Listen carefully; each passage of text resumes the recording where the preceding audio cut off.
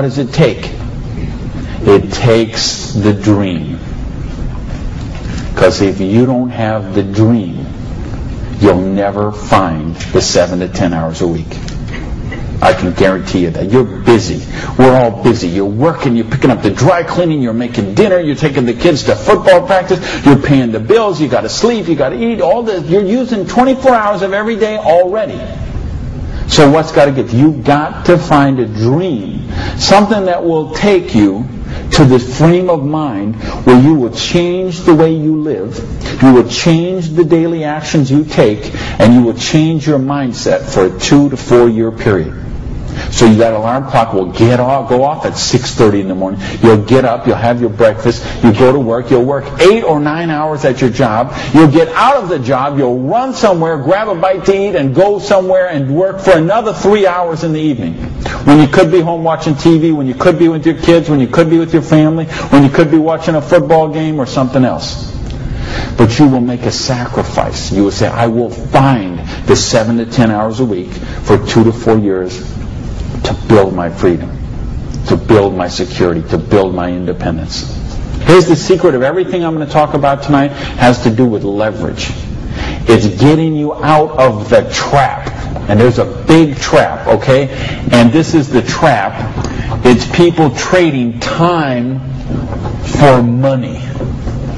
You work 40 hours, you get paid for 40 hours. So you work 40 hours and you get paid $400 a week. If you're sick half a day and you only work 35 hours, you get paid $350. If you need some extra money because there's something that you want to do, you put in some overtime, so you work 45 hours, so maybe you get $450. Well, you know what? That is trading time for money. Time for money. Hours for dollars. Hours for pounds. Hours for dollars. Hours for cougar ranch. Whatever the currency is. If you're trading time for currency, you can't get wealthy. It's a trap.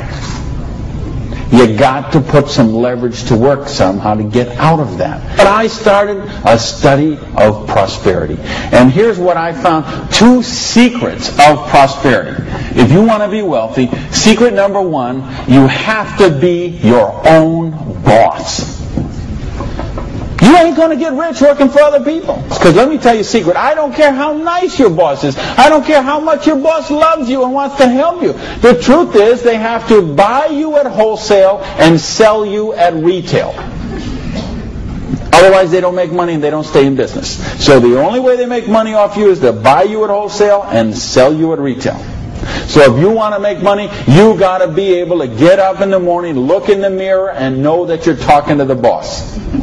And issue number 2, and this is the most important thing, which we mentioned, you've got to employ the concept of leverage.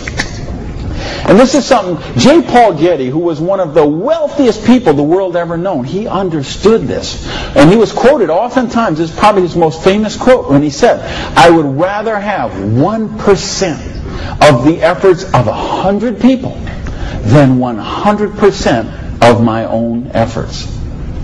Because he understood the concept of leverage.